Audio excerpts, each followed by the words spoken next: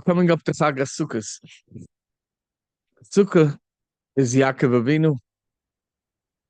Vayav Yaakov, he built a sukkah, and Vayav Yaakov Sholem, Sholem Begufa, B'moina, B'terosi, and everything else Rashi brings down. Sukkot is Chag Osif. You gather together classes for the whole year. So what's the main theme of Chag Sukkot? Simcha. Zman Simcha Seinu 3 times versus Pesach no time, Shavuos 1 time. So it's Avram, Yitzchak, Yaakov. So this Chag Sukkot has Avram, has Yitzchak, has Yaakov, all incorporated in the whole Sukkah. So the Vilna Gaon says it's the most difficult mitzvah to do because it's 24/7. You have to do it literally every second. It's not only during the day. And every time you have a mitzvah, it's the biggest Yetzirah. So we have to be cognizant of trying to keep sort of jealousy out, kinna, sinna, and so on. Yom Kippur cleansed us between Lefnei Hashem to Toru. But between Benod and Lasaveda is Yom Kippur is not Machaper unless you ask forgiveness.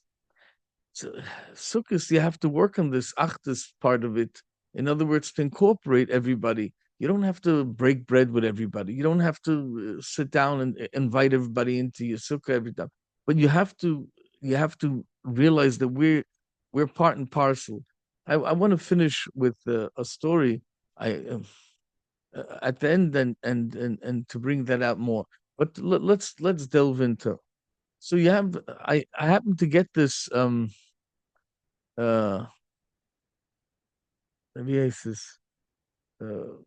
a big mashgiach, one of the main mashgiachim in the Eida Charedis, a good friend of mine, Rabbi Lieberman, and he sent me a post. He never sends posts, but he sent me a post. So I opened it up, and it reminded me of something. I said this, for years, but I'm very thankful to remind me because it puts the whole Yom Tov into perspective. A cut and paste of a journal, a Jewish journal, probably back in England, 1984. This is 40 years ago, and a little more than 40 years ago. And his father, Zatzal, said this thing, and somebody wrote it up in his name. There's Ata B'chartonu, that's the theme of the Yom Tovim. So Ata B'chartonu Mikol Amin, that's Pesach. That's Ahafti Sonu, B'Tisabonu, that's Pesach. V'Rem Tonu Mikol Al Shoynes, V'Gidishonu B'Tzesecha, that's Shavuos. V'Kerev Tonu Makinu Shimcha Godel, V'Shimcha Godel Aleinu Karosa. Let me just refresh 1 second. Put on the light to see better. Shimcha Godel V'Kodesh Aleinu Karosa, right? Let me just have it open. Yeah. So that's what he sent me a post. I want to explain this in with a little salt and pepper to be able to understand, and that'll be the theme more or less of today. Hashem took us out of Egypt. We weren't the best. We weren't the finest. We weren't the one, the sharpest knife in the shed. It was nothing desirable. I was a avodim low to the 49th madrega of lowliness, and Hashem took us out. It was clearly posach ala pesach. It was clearly chesed, totally love. That's Avram, chesed, total love. Avram gave chesed. Hashem chose Avram before Avram did chesed because he knew who to choose. Like we said last week, he didn't go bankrupt with this nation, and he's sticking to it.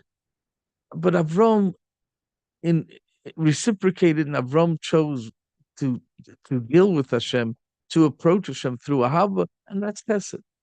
So you have you chose us.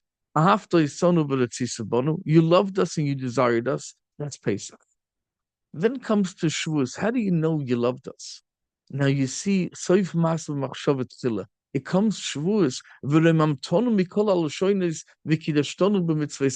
You raised us higher than all the Lashonis. It doesn't say the nations, it says Lashonis, languages. What's about the language? So we'll get to it. You elevated us. You raised us up above and beyond the rest of the nations. And with what? The Kidashtonu b'mitzvah, you gave us exclusivity. Exclusivity nobody has. It's only exclusive. Kodesh means exclusive. You're only exclusive. The Jewish nation is exclusive. There's special closeness. There's special elevation closer to Hashem. In other words, you are the representatives. You're the extension of Hashem in this world. So, and what happens after that? After that, v'kiraftonu malkeinu l'shimcha godel v'kodesh. Yeah, I'm sorry. V'kiraftonu malkeinu l'avodesecha, and he brought you closer. He was mekar of you. He did kirav. V'kiraftonu malkeinu l'avodesecha, to serve him, not to serve myself, to serve him. L'avodesecha, to your avodah. We serve you. That's the whole Judaism. That's the difference between the Jewish nation and all the other nations, that we are in it not for ourselves, we're in it for you, not for our gain at all. At all. It's only for you. And if we have side benefits, I'm not complaining. But the main thing is Lavoidesecha. That's what we understand. That's what Avram, Yitzchak, Yaakov, they implanted in us this Lavoidesecha. When it's good, when it's not good, through thick and thin, if you like it or not, we first perform, we come for him. And then V'shimcha Godel V'Kodesh Aleinu Karasa. And V'shimcha, your name, the great and holy name, Aleinu, on us, Karasa, you called. In other words, who are the representatives? It's us, and that's Sukkos. So I want to just for a second, I want to we'll go to the language, but I want to. Why did they hate us? Because Aleinu Karasa, because your great name is called upon us. We carry your name, and people hate your name.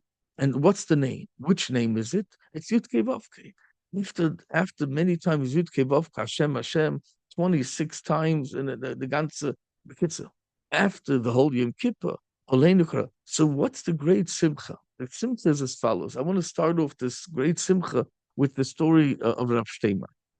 A bacher comes over to Rav Shteiman because he has he's got a whole quarrel. He doesn't know what to. Here he's the top author, best yeshiva, best name, best image, mamish, the spits the top. Now this guy is top of the top. So what kind of shit does he need? Well, if usually the girl is better than the boy, she needs even better than better. In other words, he needs better than the best. So you got rest assured. He gezoekt with 100 candles, and he finally found the top of the top. And he went out, and they met a few times, and they're ready to close the deal. And the problem is, right before they closed the shidduch, he said yes, and she said yes, but before the l'chaim, the meeting the last time, and they're already saying that, I told my parents I gave the okay, and she gave the okay, and they're just, finishing up last licks. And she says, I have to tell it to you because I want to be honest. A few years ago when she was in seminary, she fell down. I mean, literally fell down. She totally for 10 months she didn't perform. I mean, nothing. So was she a Mechal Shabbos? No, Chas Shalom not. Oichel Tarif? No. But her whole commitment to Judaism was not. She didn't feel Hashem. She's no, zero. Now, did she walk the walk, talk the talk? Yeah, like everybody. She did all the motions. When you have to shake, she shook. You have to bend, she bent. You have to step back. You have to step forward. She did all the moves. There was no neshama there. And she wants to say that later she gained an experience with Hashem through Ahava. She used to do it through conformity. She just do because she was told to do it. She used to do it because of Yira. She was afraid of punishment. But then she came through Ahava. Hashem gave her so much, and she came back to him with leaps and bounds, deeper and greater, and with a lot more zest and enthusiasm and Ahava than she did before. And the last 2 years, she's just growing and growing. But she has to tell him there was a 10-month period that she fell down. I mean, that he should know that. He backs off, walks around with a ganze dilemma he doesn't know, and it's a schluckt. One side, she's a top girl. The other side, she fell. She has a pagam. What do you do? So who she go to? She went to her Rosh Hashiva. They went to the Abshteiman. And he goes in, and Abshteiman looks at him, and he hears the guy saying that she's top of the top. She's Yerushalayim, she's Tzugalazn, she's a Balas Chesed at home where it all starts. The main Balas Chesed at home. By the way, I'll tell you a little incident. I learned in Slobodka, and my peers were married by then. When they were married, and then I first went to Yisrael, if you know what I mean. So I got married a few years later than my classmates. But- And my parents called up, you should come back home. It was the Alta Bucha. What do you need that for? What, are you going to go from Alta Bucha to middle age? What are you going to, go, you have to be a younger man. You got to do it. You got to do the process. I wasn't rushing anywhere. Why? I wanted to do something special. I couldn't put my finger on it. Hashem said, you want special? He sent me half a world away. Okay. But the point is that I went over to the Rosh Yeshiva of Slobodka then. He wasn't my Maggid chair. I was by Reb Dov Landau, and I stood. The seating room was only for the Kreise, whatever. I would stand on the side together with other dozens of people, and every day by a share. Now I went to the Moshe Hill Hirsch, and I said, "Give me one thing, one eitzah before I leave." He said, "Why are you leaving?" I said, "My parents." And so he said, "You shouldn't leave." But I told my parents, called up the Stolen Rebbe, I'm with Stolen Chassid. And the Rebbe said, "You should go. You should listen to your parents." And that's it. So he says, so I said, "Give me something, the best eitzah, one thing that tops everything. What do you look for a shidduch? What's the one most important thing?" And he thought for a second, and he said, "Sie soll sein a gute in the Heim." Like that, he spoke to me in English, but he said these words in Yiddish, "Sie soll sein a gut in the name," and I found that fascinating. What a brilliant answer. What a brilliant piece of advice for anybody. A gute name, chesed starts at home. That's the message. So this girl is chesed starts at home. She's good beinon lachaveda, good beinon lamakim. There's no uh, uh, uh, um, uh, uh, no deficit. There's no mum. There's nothing missing. And here, everything adds up. But Ford, she fell down. I didn't fall down. So when he asked Rav Steinman looks at him and he says, "So what do you say?" He says, "I'm top of the top. Even by the Mitzionim, I'm the Mitzionim. I come from the best yeshiva. I come from the best family. I come from the best kehillah. I come from the best and the best and the best. And why do I have to settle for a girl that fell down? She has a begam. I don't have a begam."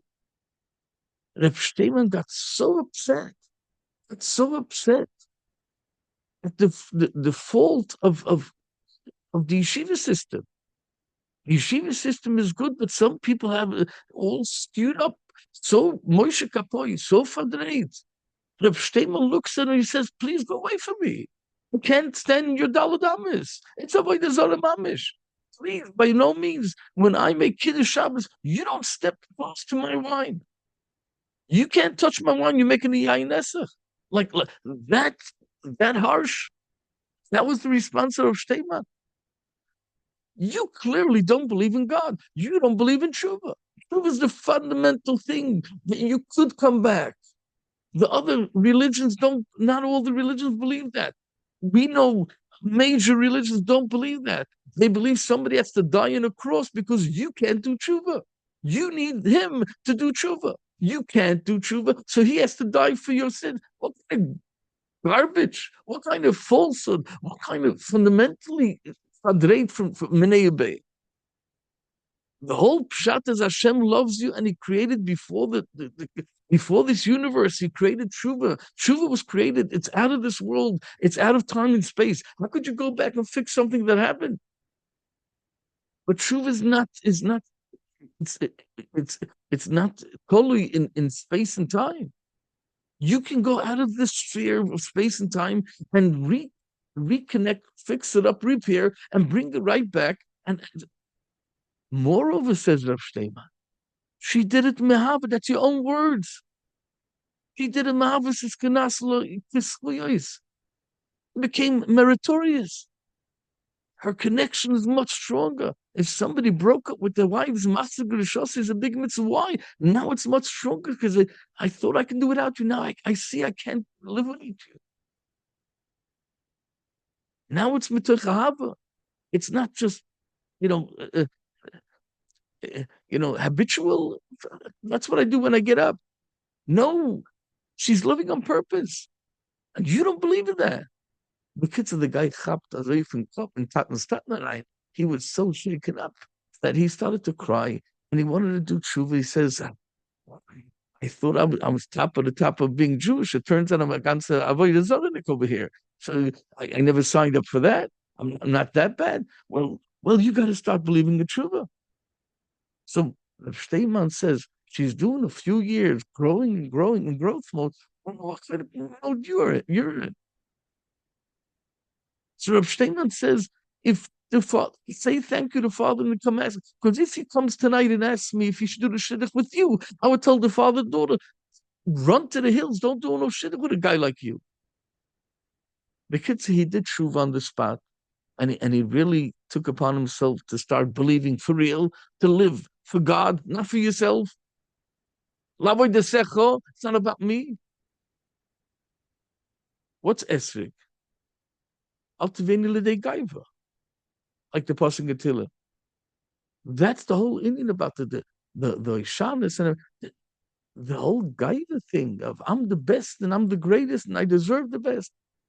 That's that's what we have to knock away. That's what we have to take away, do away with. If you want to get to any Yom Tov, any Sukkos, any HaKadosh Baruch Hu, any Hashem, that's Rishon L'Cheshbon Avonis Sukkos because it's a new thing mehapa. When you come to the Hapa, so let's go into another little mushroom of Chazal.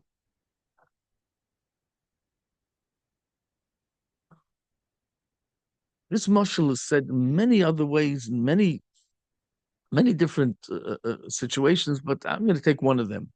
The guy is a Eved, Al Chazal's mashal. The guy is the Eved of a king, and he had to polish up all the diamonds, all the numerous diamonds on the big crown, and he was delicate. He had golden hands, and they figured he's the right guy for the job. So he realized there's so many diamonds, and so who's gonna stop what? In those days you didn't have the fluorescent lights like today. You don't have the big lights. During the day you were able to see, but it comes at night with these candles. The lights are right in your eyes. Who stops? Nobody stops. He never stopped that there's diamond even there, and now he sees it. He schlepped it out. It was a very expensive diamond. And he didn't chop that when the king gave it to him and trusted him to clean the diamonds. He didn't chop that from that window. He couldn't see up, but the king was sitting right on top of where he's working, right higher up. And he saw the guy took it and stole it in his pocket. And the king doesn't say a word. He puts it on. He realizes that very important diamond that it's a heirloom of generations, that special diamond. He knew that diamond, and that's why that guy put his eyes on it, and he thought he could make a lot of money on the side. In any case, the king calls him in, and he's terrified, he's petrified. Maybe he found out somebody told him, somebody snitched, whatever. And the king promotes him even higher, and he says, "I want to put you in charge of this and in charge of that." And he wants to give him a lot of money, and the guy says, "What's going on here?" So he didn't stop. So he doesn't know he stole it, but when he promoted him and promoted him, and within no time he made him so big and so rich and everything. When he broke down and he tells the king, "I can't. I'm not deserving of it. I mean, you're way too nice to me." And he told him, "I couldn't hold myself back. I'm poor, and I took that time. I thought you're not going to stop. I didn't know you realized, and I did. I still don't know, but something is terribly. I mean, thing is awkward here." And then the king, and he says, "I stole your diamond, and you give me such precious, connection with you, a closeness to you, a warmth, a kindness, like a fatherly love. I mean, you took me under your wings. I can't. I can't live with that. It's just too painful because I was so harsh to you. I was so not friendly. I was so conniving. You trusted me, and I stole your main diamond, your heirloom, that one gem, that one special diamond, whatever it was." So the king told him, "I saw. I was sitting. You see this window? You didn't know it was a window. You think it's a mirror, it's a window. I saw what you did. And I thought, you know what? I knew your father. I loved your family very much because your father was very nice to me when I was young. And he was very loyal to me. And therefore, I wanted you, your grandfather too, I wanted you to come closer. And as I gave you this job, and you didn't say, but you came, but now you're doing tshuva. And now you're doing tshuva mitoich ahava. That is sukkahs. So what is sukkahs? What's the minimum of the sukkah? The minimum of the sukkah is two sides and right, and you have one tefach. No, it's has to be like has to be loved, but the point is it comes out as if it's four tefachim, right? The point is that it's two parts of the arm, two parts, arm, elbow, and then part of that is chibuk. There's four ways of ahava. There's ahava through a kiss. There's ahava with the eyes. Right? The most successful, the most deep, and the most wholesome ahava is a hug.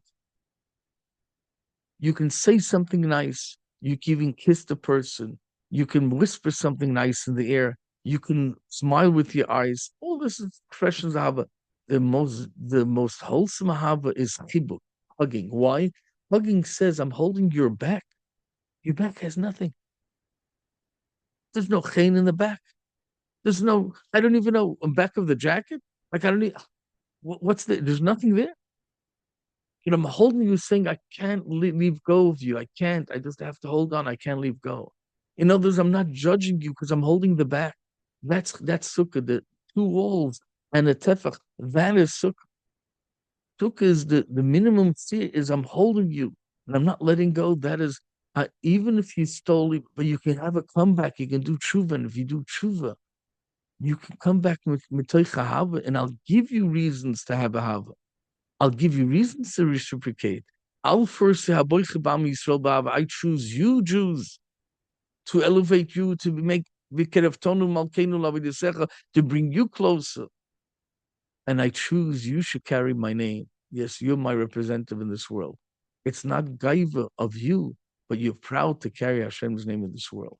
And when you choose that ahava, that is Sukkot. So what's the simcha of Sukkot? That is the simcha. The simcha is that we have a chance to come back. And Yom Kippur, Hashem says, I'll clean you. If you can't clean yourself, I'll clean you. Just go up. And then comes Sukkot, it's mit that we thought, you were so nice to us. There's so many things you gave us. And we have to reciprocate. And we come back with Av, and then we say, it's a new count for Chatan, because till now I was nice to you. In other words, sort of, I sinned, I transgressed, I broke it, fixed it, shine. But now I'm making it much better than before. Now I'm doing B'toich Ahava. Now I'm saying, Oy you were so nice to me, and I was nice, and I took advantage. So you come back. That is a new type of tshuva because you're so nice to me now. Now, how is Hashem nice to us? Well, I want to tell you two simple things. I want to say about my father. He lived in the projects. My brothers will remember. We used to go to our grandparents in the projects there to visit whenever my father took us. And there was no sukkahs in the projects. There was no way to put a sukkah in the projects. Even if you come downstairs, the fields, the grass and all that, until the street, you couldn't put sukkahs there. So where did you have a sukkah? Only a shul. If they had a little yard, they put a sukkah. If they didn't have a yard, there was no sukkah. Or if they had a wide sidewalk and they had permission right at the beginning, next adjacent to the shul itself, as if it's a little, a tambur, a little room to get in. Otherwise, who had a sukkah? If you lived in a place like Borough Park, Flatbush, Brooklyn, where you're able to have yards in front and back, so on, but if you don't have that, so my father didn't have a sukkah for decades. Hence, when we had this opportunity, my father was moist nefesh mamish. Moist nefesh mamish. I don't care who, you can't get him out of the sukkah. Come what may. He's steadfast in that sukkah. Why? Because he didn't have one. That's a luxury. Today that we have sukkahs in the stock, you put it up in seconds, in a few hours, you have a mold, the truckers, all these nails you had to bang. Who had money for to buy these fancy sukkahs? You gathered pieces of wood and you bang that. The thing was like a tank with hundreds of nails in it. Hundreds. I'm not magzim. I'm not exaggerating. I remember one time my father built it on the roof, 16th Avenue, between 44th and 45th, on top of the bicycle store, right next to Shopwise, whoever knows what I'm talking about. There was a dentist in that corner, and the next was a bicycle wheel on top of that. So he went to the roof and he built a sukkah there. And there was a terrible hurricane. And I don't know what it was. The whole sukkah went flying to 45th Street, almost a block away. Oh, that's how many nails was in that thing. It took I don't know how many days just to bang that all those woods together. And then what's the point? The point is it was a schwere Zach.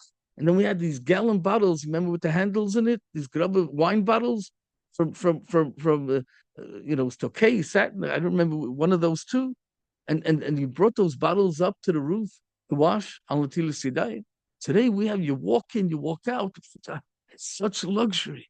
There was no yard. You see the steps on the roof, there were no gates, no nothing yet. You came, there was a door there, and a little hallway, and then the sukkah. It was such Mesiras Nefesh.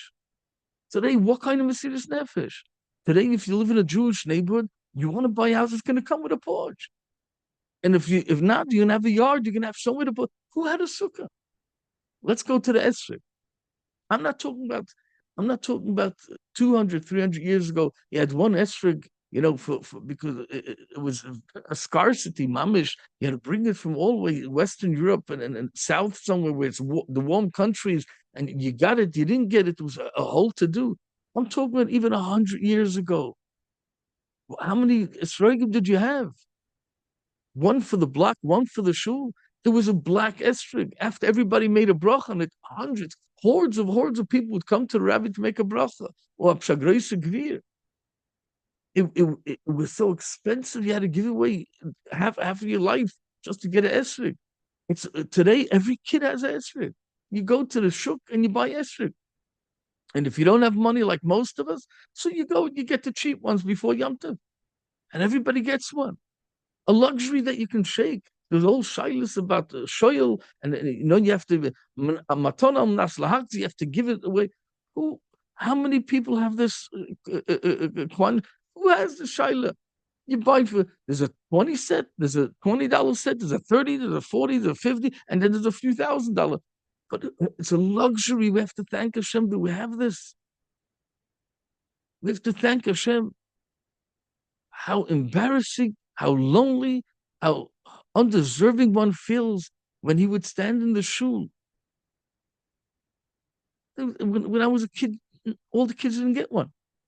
Who had the money? So you stood there and looked at everybody, and you were so jealous of the rich. He has a valid minim. He has a little of an esrog. This bacher got, that bacher, I didn't get. And my father was from the people that would pay anything to get the boys to love him. As soon as it was available in the market, he got. I know my kids, when they lived my came from Lvov, he got everybody a set. The point is, it's a luxury. We have to be thankful. It was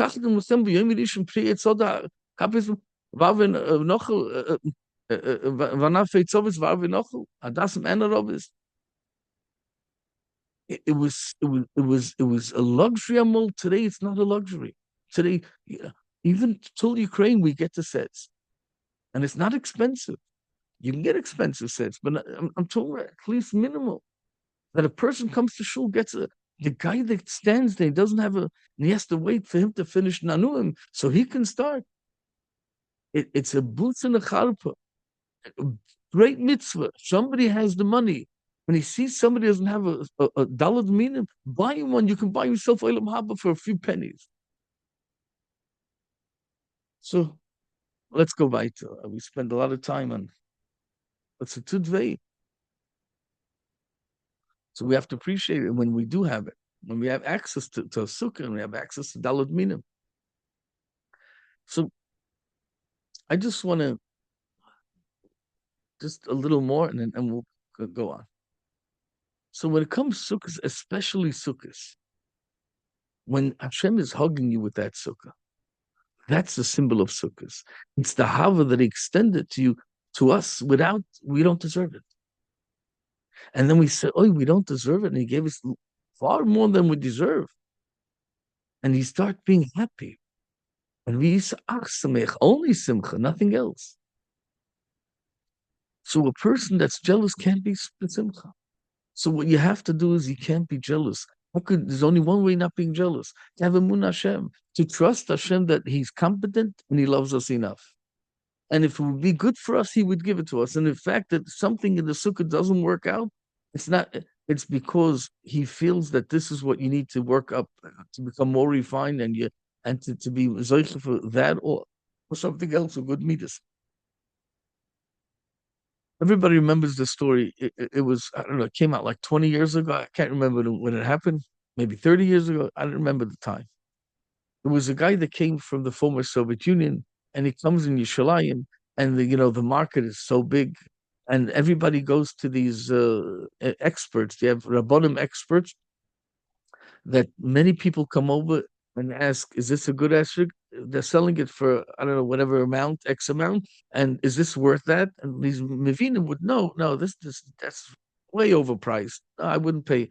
And oh, this is $100 esrog. This is a $500. This is This is a $2,000 esrog, right? Again, I mean, if somebody's a gvir,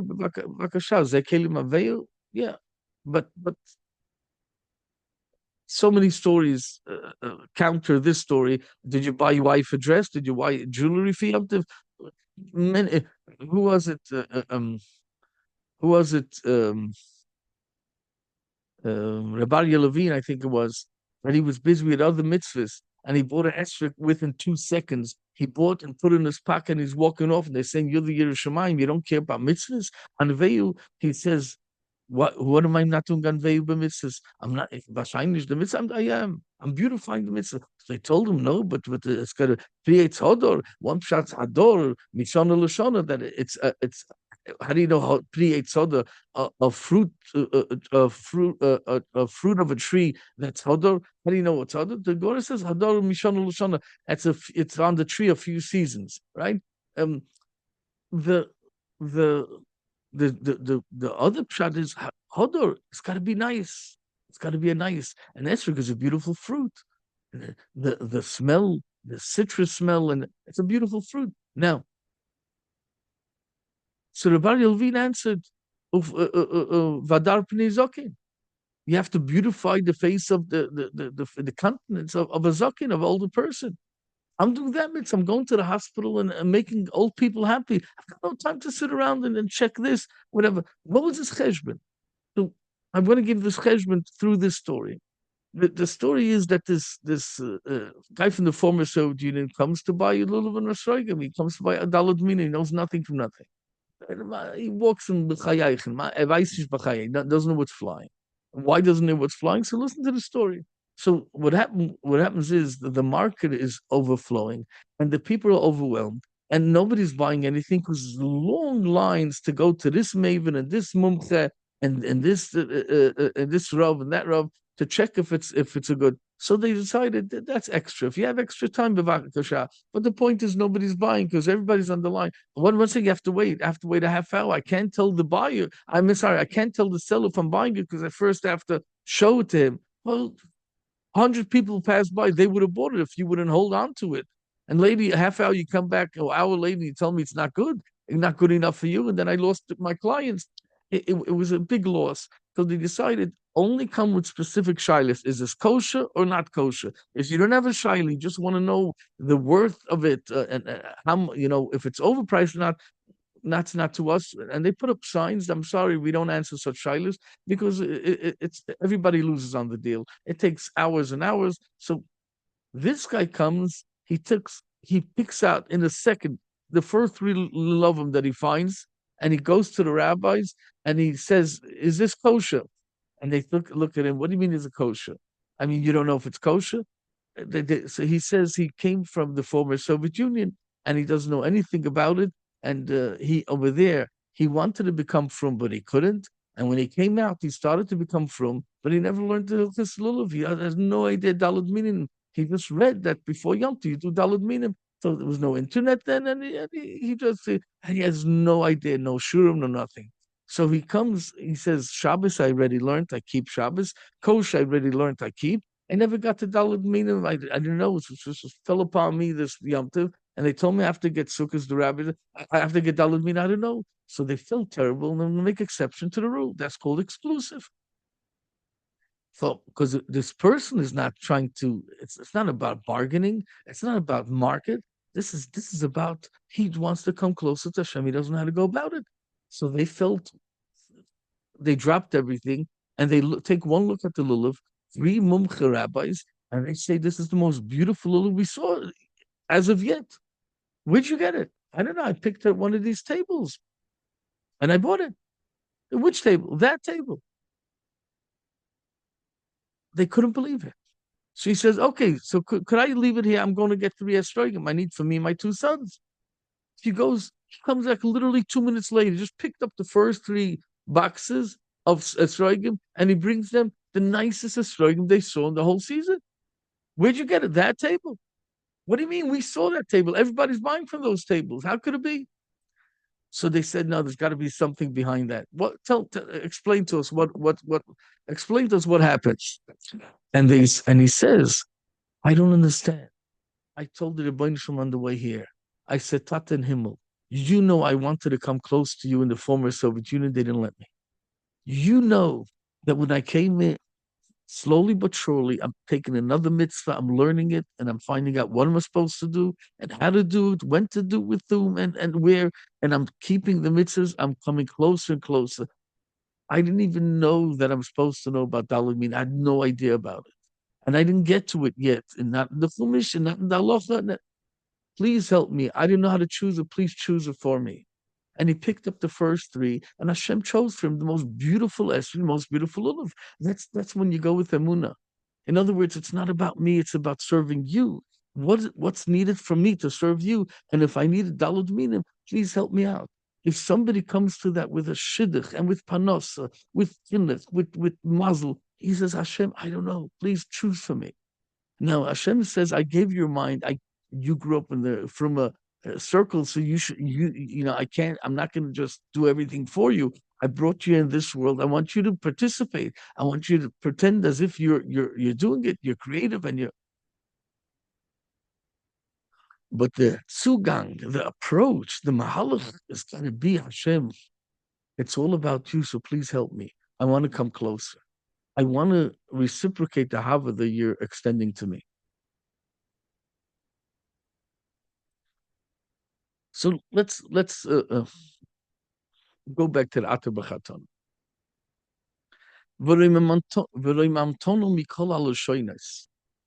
What's this Lashon thing?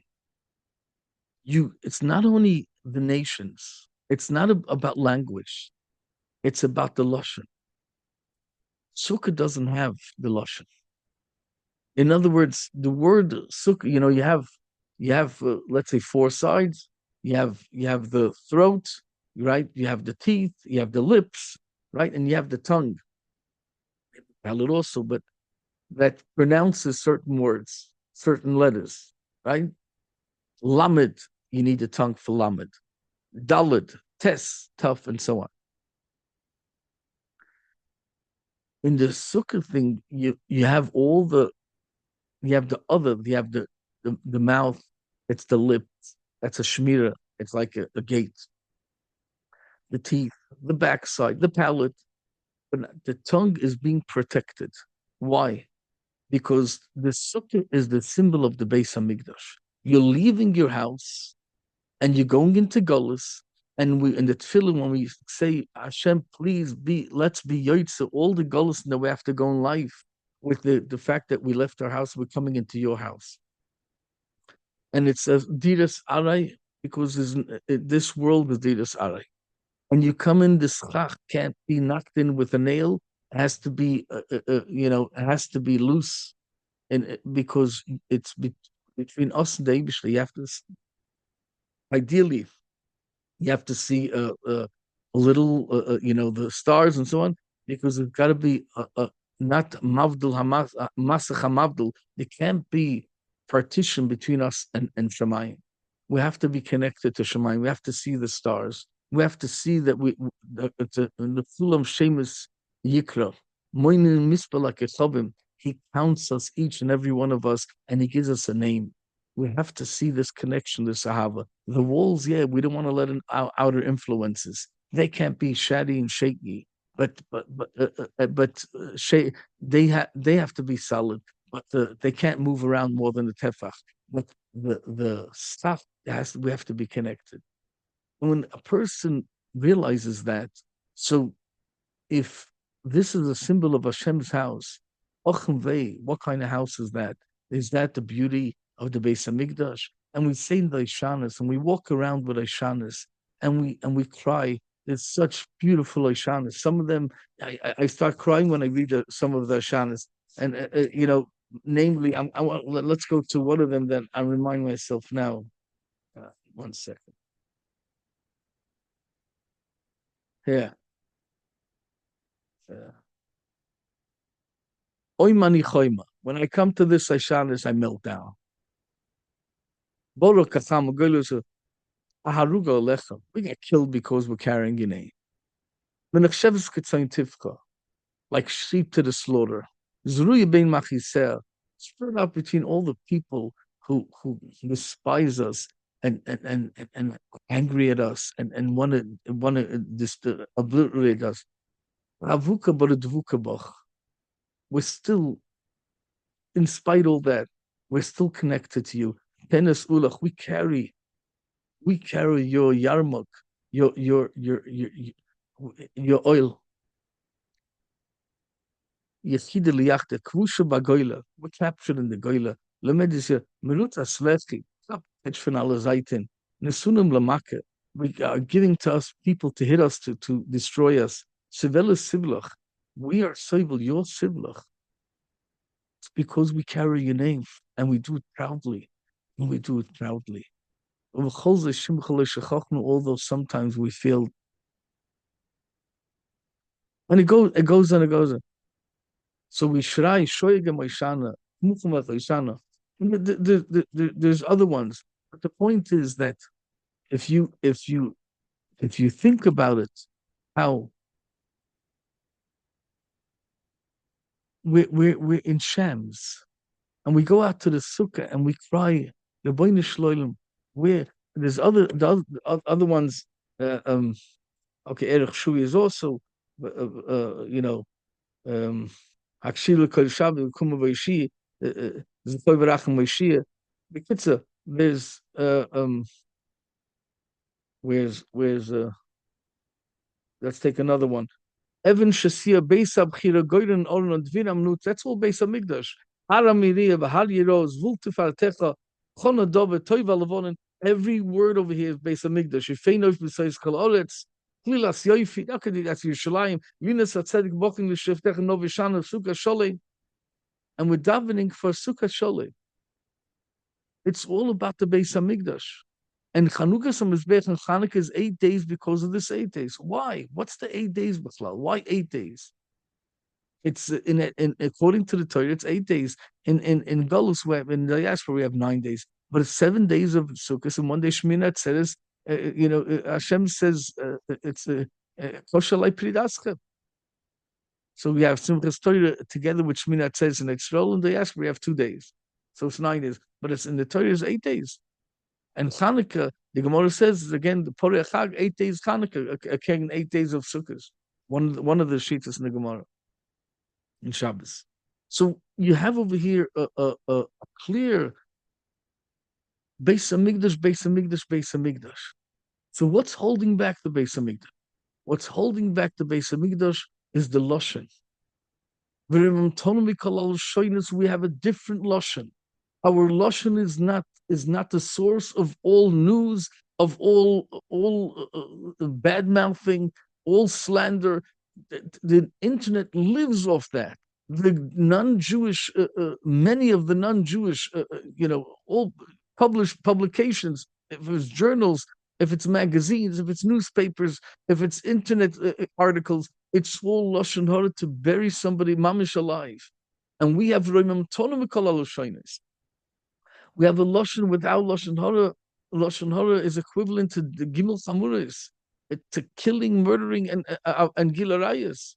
And if you take that lashon and surround it with a sukkah, and in the sukkah you don't talk against the enemy, then you can come to Harachmun Yokim Lonu Sukkos David Hanefoles. We ask Hashem, please bring back the Sukkos David, the falling, the downtrodden base of Mikdash that we don't have today. And we want to be, if it's Kaveinu Makena Lavoy de Secho, so we want to serve you in the base of Mikdash. We want to come to the base of Mikdash and have this feeling that we had when we used to come of Achtus. Nobody said, nobody ever said Tzali Mokum Shalom Yerushalayim. Everybody made plays. They were sleeping in tents, and they were sleeping one next to each other. Nobody grabbed. There wasn't my place, your place. It was so friendly, and we come to the leirois. It's lirois and leirois, both to see and to be seen. So we can daven Harachmun Yokim Lonu es Sukkos David Hanefoles. Hashem should bring back the Beis Hamikdash, the Sukkah Sholem, the wholesome Sukkah. So let me just quickly go. I know it's very late. Let me quickly go into we'll have to give another share. What can I do? The time flew by. But for 1 second, you have so you have sukkahs. You come into the sukkah, you kiss the sukkah, you kiss the wall. You come into it's a shel mitzvah. You kiss the esrog, you kiss the lulav. So why? So one Indian is the lulav and esrog. We'll get that. I just want to chazor. Everybody knows, but just a second before that. So you have the sukkah. What's the sukkah? So you have uh, um, Pesach. Pesach, you take the food, right, and you put it into you. The kazayis matzah. Sukkah is yours to have the deraisa machlokas, but we take upon it's also deraisa. Sukkah is the first kazayis of challah, right? To be mekayim, it's zechet tzis mitzrayim, and then you you eat it in the sukkah. Now, okay, I have to explain something. But give me a second. Let me just finish. So you have Pesach, Shavuos, and Sukkos. Shavuos, you don't need 7 days. You need 7 days to get it out of the system or to put it into the system, the chametz, right? No chametz and put in matzah for 7 days. But there's the difference, like Sukkos, you have to adalad mean only the first day, right? Later we have 7 days of a simcha. You need the whole Yom Tov. That's why it's difficult. If Dilna Gaon says every second of the Yom Tov. But the point is that Pesach you take in, Shavuos is about, it's in the mind. You have to accept upon you the Kabbalah's own mitzvahs and the Kabbalah's Torah, and that's one shoachas, one turnaround, one acceptance, and that's good to go.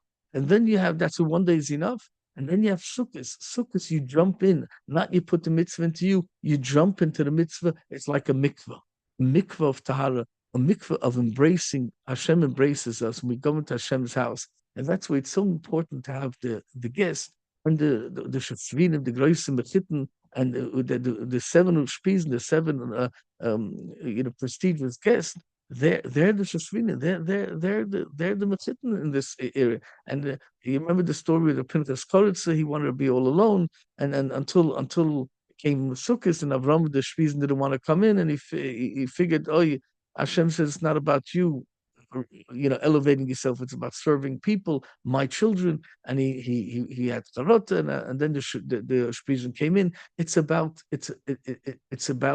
connecting to the people. So you have the sukkahs. You go in Rosh Verubay, the whole in the sukkah. You need to be mostly in the sukkah to be Yotze sukkah, and a little plate for eating, a little piece of a table also. And the point is that a person that goes into the sukkah has to feel the love, and you don't feel the love if you don't have emunah.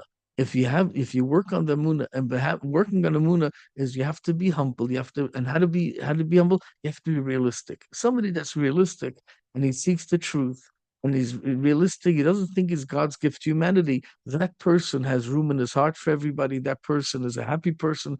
Happy people are good people, and so on and so forth. Now let's go to the Lulav and Esrog. Why is the Lulav? Why is the Lulav so special?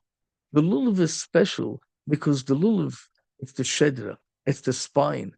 But because lulav has in it, you make a lentilas lulav because it has in it the hadassim and arovis. The esrog doesn't. He's a big tzaddik in of itself. It's the heart. It's gavaldik, but he doesn't. But he stands out. The lulav says, you know what? I'm not such a talented person. I am not the shining superstar.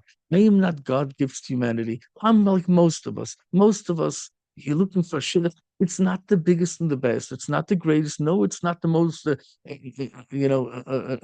riding high. It's the person that has a little bit of everything. If you take this item itself, nobody will buy it. But if you take all these few items, put it in a nice bag, and sell it as a package deal in the pharmacy or other store, people will buy it because this in of itself is not so knackadig. It's not so special. But if you put it together, so the lulav gathers together. I'm not the big, and then you have so what do you have with the lulav? The lulav is the person is the thing that's ma'asid. Let's get together. Together, we as a teamwork, it's pretty good and not bad. So let's go for what another pshat in the lulav that everybody knows. I want to chazir very quickly. You have the esrig. The esrig is the heart. The lulav is the spine. Right? The adasim is the eyes, and the arabis is the mouth, the shape of the tongue, of the lips. Right? And the adasim is the shape of the eyes. Right? Okay. So right now we'll have to give another shit to go into depth. But pashup pshat, right? Pashup pshat. The drush, pashup the drush. It's not pashup pshat. Drush. The esrig is a heart. Heart is a leiv toiv. Leiv toiv has everything incorporated. What's leiv toiv? Leiv toiv is friendly, right? A good heart is friendly, so he's good interpersonal with others, and also he's got the zest, and he's got the juice, and he's got the citrus and the vitamin C. He's got taste, good taste, and also albeit it's sour, but it's good taste, right? And it's refreshing. You take a lemon. Lemon is cleansing. It cleans you out. Leaf tea is all around good. It's good all around. Lulav, on the other hand, it's got no taste, but it has fruits that has a taste. So the fruits, the dates, is very tasty. Now the dates don't have a exceptional good smell. It doesn't have a good odor, aroma. Dates are delicious, right? The dvash in the Torah is dates, right? Uh, uh, uh, um, honey from a date, but so you have taste, but you don't have the smell. Adasim doesn't have good taste, but has good smell. And arobas have nothing. Nish from God, nish from light. Not to God, not for the people. Totally bispalez. Totally no, no good Nick. Now the the person that has a good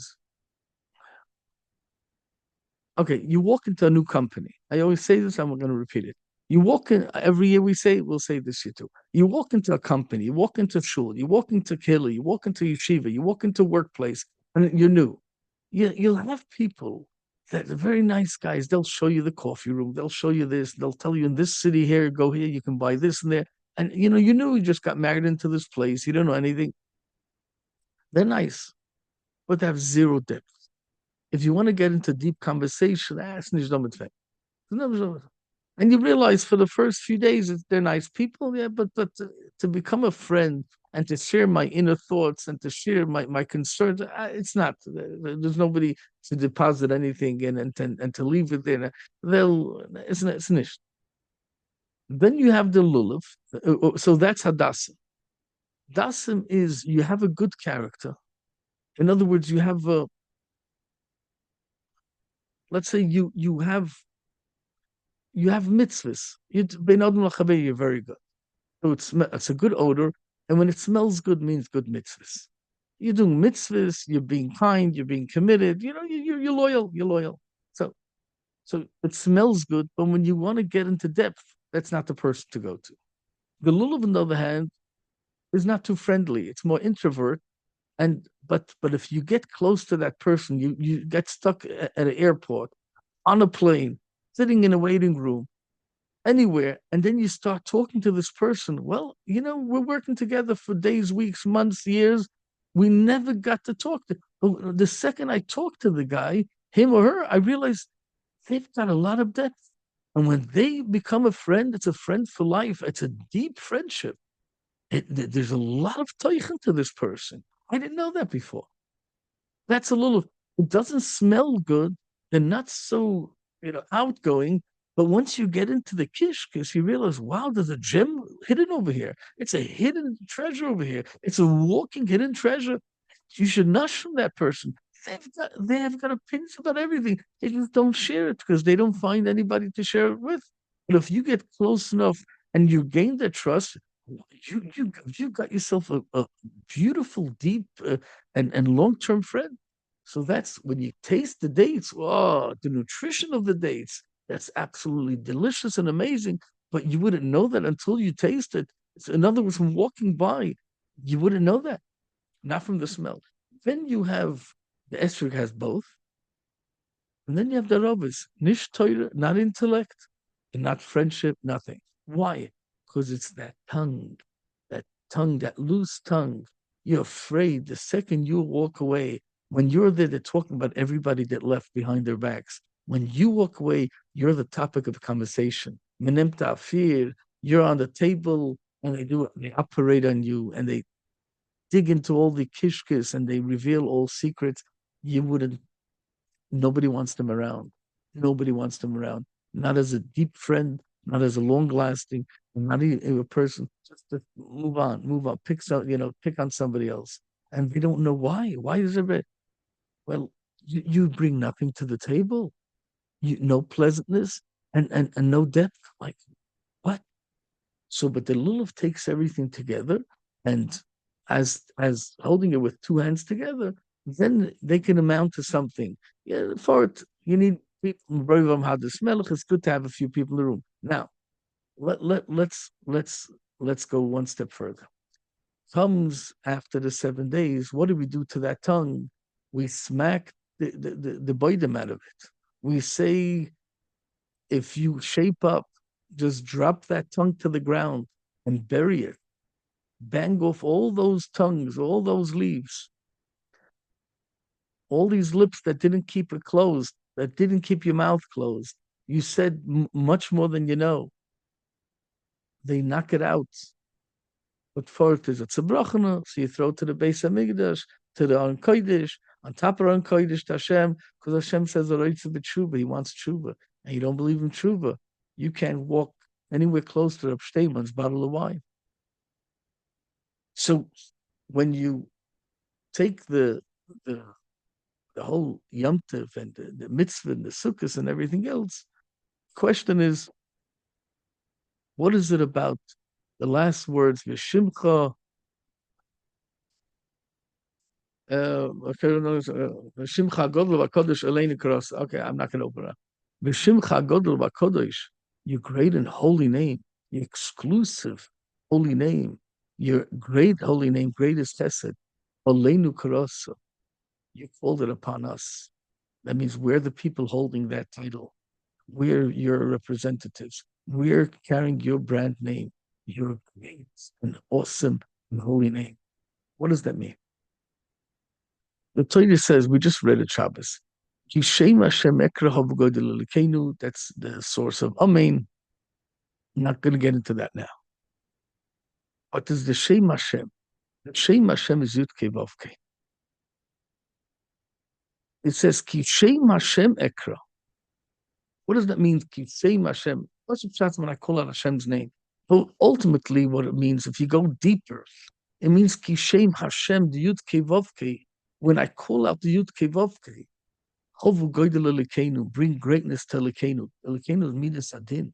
That's not Ahava. That's not Sukkot. That's Yom Kippur. That's Rosh Hashanah, Aseret Yemei Tshuva.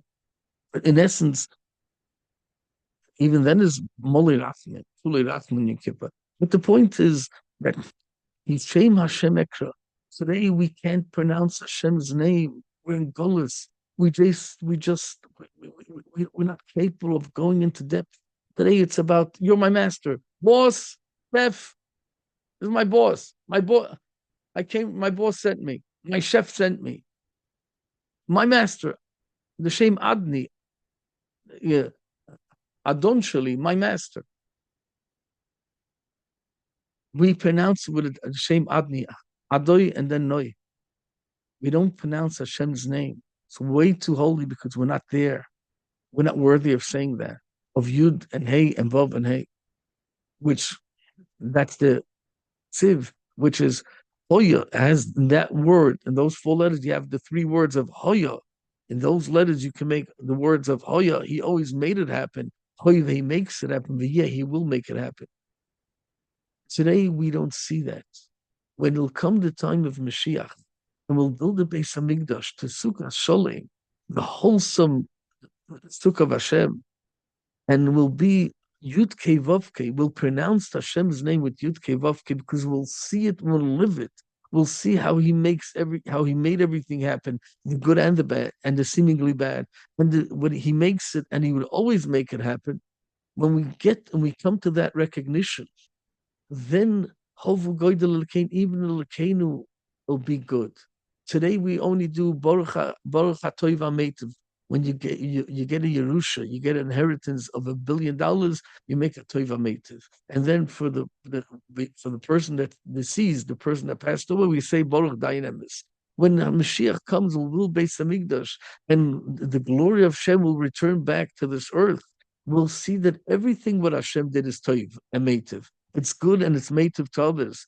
It's beneficial and benevolent to others, and therefore, then even a lekein will be midas arachamim. So when that's Sukkos, Sukkos is to say after Yom Kippur, we were petrified, we were terrified, we were hoping for a good year. Hashem says, "Come into my sukkah, come into my abode, come into a warm, cozy abode, and secure yourself through simcha."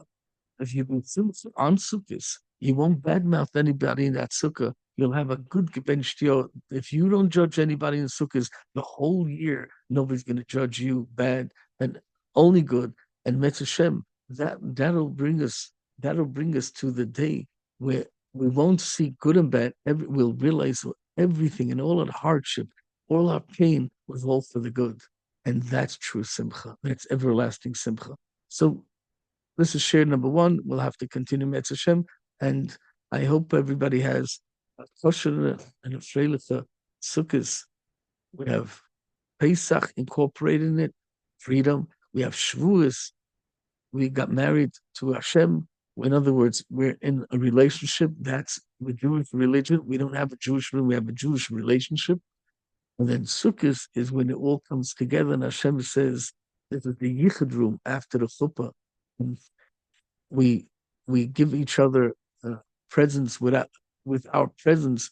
We grace Hashem's presence, that the Shechina and all his Shivaroyim, the seven Avram, Yitzchak, Yaakov, Moshe, Aaron, and Yosef and David.